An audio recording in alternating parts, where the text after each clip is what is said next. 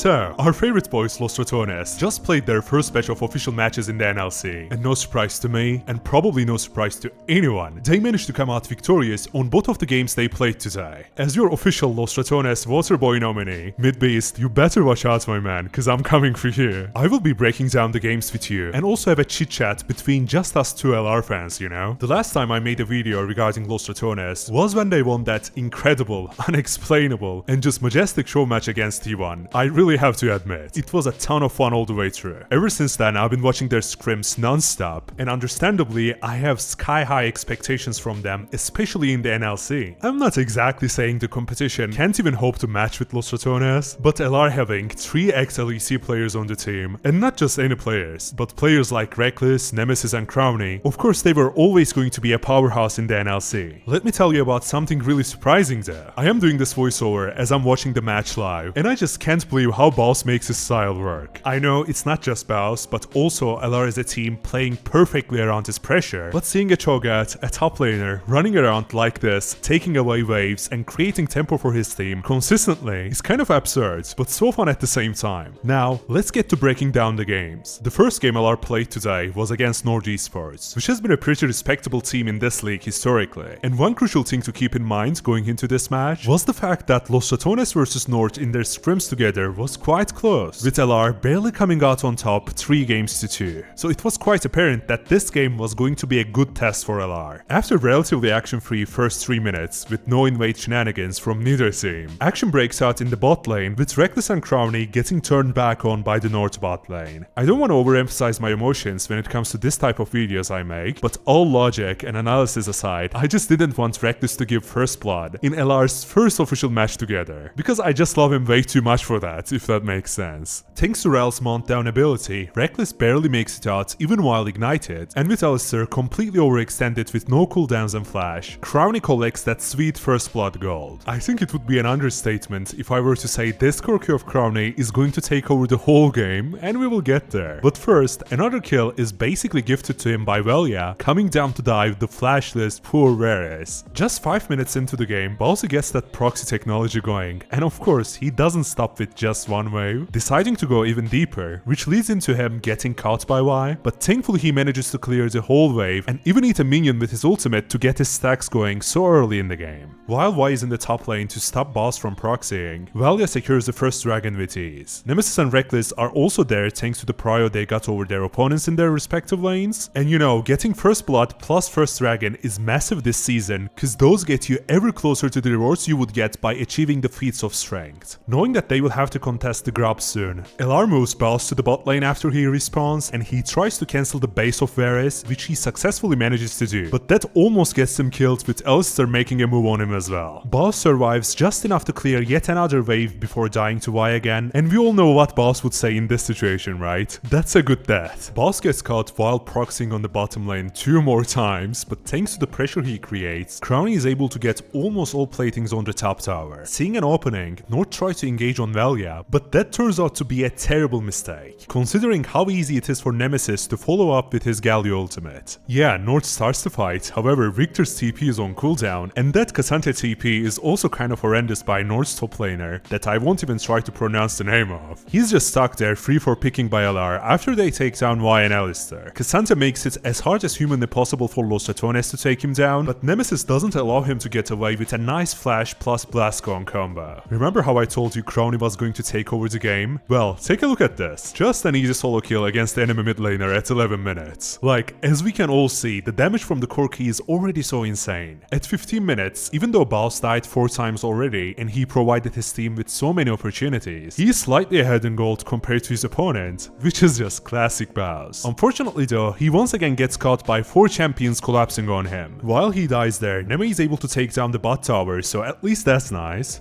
Now that all the other tier 1 towers are down on the side of North, Los Ratones really wants to get rid of that mid tier 1 as well. And at first, North seems to have found a good engage on LR. They use the Y ultimate along with Alistar trying his best to lock Crowny down, yet somehow Crowny stays alive, and even after Victor flashes on him, he just deletes poor Victor almost in a second. At this moment, the game pretty much becomes unwinnable on the side of North and unlosable on the side of Los Ratones, as baus secures the top tier 2 while all of this fighting was going on. As the time for Atacam fight rolls around, round, Baus and Reki catch Y, and that Cho'Gath just straight up eats her, leading into a free Atakan for the side of the rats. How crazy is that Atakan GA, by the way? Reki and Baus overextend and get caught, but like they're okay with dying, since they only give 100 gold and respawn immediately. We can see just how broken that GA team can be with this big team fight as well. Don't get me wrong, the rats don't need the GA because they are getting ace or anything like that. Crowny is just cooking the enemy team. But still, they overextend just a bit and they end up in a situation where some of the rats just need to die, which is not a problem at all since they can be back on the map right away. A bit later in the game, right as the dragon is about to spawn, K'Sante tries to flank with his TP, but he can't even catch Velia, which is kinda sad to be honest. Los Ratones secure the dragon without effort, and look how far the enemy team chases Baus, giving LR all the time in the world to collapse and pick up the kills. The LR members space after this fight, looking to take down the Baron on spawn. They almost mess up the Baron though, thinking that it was guaranteed by the Cho'Gath ultimate. However, it gets pretty close to being stolen cause Baus gets chain CC'd by the Alistar. Thankfully, LR still gets it and closes this first official game of theirs with a victory.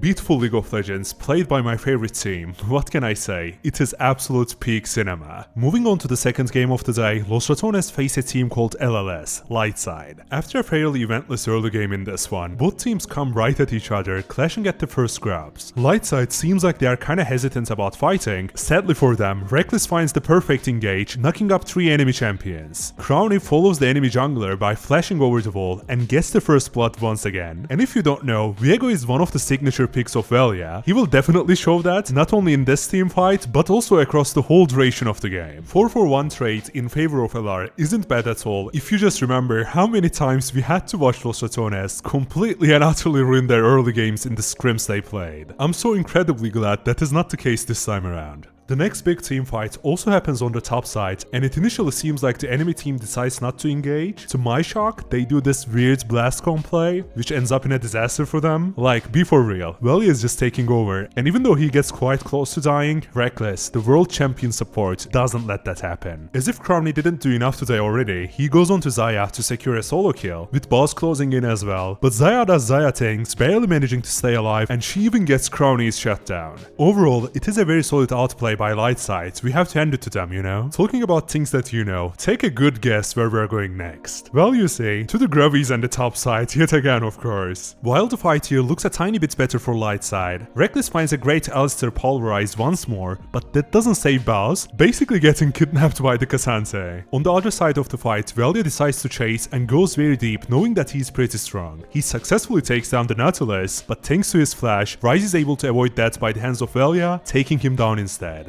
Ryze also makes it out alive despite Nemesis closing in on him. If you ask me, that's quite impressive. Nevertheless, the real question is, what was Neme trying to do here? I don't even know. I don't think anyone does. Just like every Los Ratones fan ever, I'm so traumatized by Baus getting caught. When the enemy K'Sante gets caught by Reki, Neme and Velia, I almost thought Baus was getting caught for some reason. Anywho's, moving on. The next team fight is probably the best one for Lightside and the worst one for LR in this whole game. Even though that's the case, the Rats still come out on top by securing the Herald after the 1-for-1 trade, which goes on to show just how well they played this game. LR gets a little too confident sieging the enemy top tier 2, going extremely deep to kill the K'Sante. I have to make it clear, saying that out loud rings alarm bells in my brain, since that's almost never a good idea. Velia almost dies for it, but check this out. The Nautilus could have rooted him if that auto attack didn't get cancelled, but Velia goes into Viego's stealth just at the right time to not get caught and dodging to Q later on to make his great escape. That is exactly what I would call this. Reki unfortunately has to sacrifice himself though, but that's alright, not too terrible. In the wake of giving away the third dragon uncontested, Lightside goes for a push on the Los Ratones topside towers, but LR has Rift Heralds and they match that push in the mid lane instead. While Crowny and Baus is covering the top lane, the trio of Velia, Rekkles and Nemesis absolutely destroy both the towers and the enemy mid lane along with the AD carry. LR is way too strong at this point, they can force whatever fight they like. They have the broken GA mechanic active, similar to the last game, so it is unbelievably hard to defend against them. Los Ratones just go ballistic and dive the Nexus towers, knowing that they have the revives no matter what. The team fight you are watching right now, seconds before the dragon for the soul point, is kind of messy, but LR is way too good to not win when they are so unbelievably ahead. They secure the soul and make their way to the Baron from their base, they take it, beat the enemy team up, finally ending the game through the mid lane, facing little to no resistance. So, that pretty much concludes the first day of professional matches for Los Ratones, and I'm so glad I got to go over the best moments of it with you today. Along with some yapping here and there, I hope you can excuse me for that. Besides all the fun stuff, I want you to know I sincerely appreciate you finding your way here for some Los Ratones updates. For more, please do feel free to subscribe, as it helps me tremendously. Before I forget, if you made it this far until the very end, please comment baus the GOAT so that I know you are indeed the GOAT. Thanks once again. Last but surely not least, take care of yourself until the next one. Bye bye.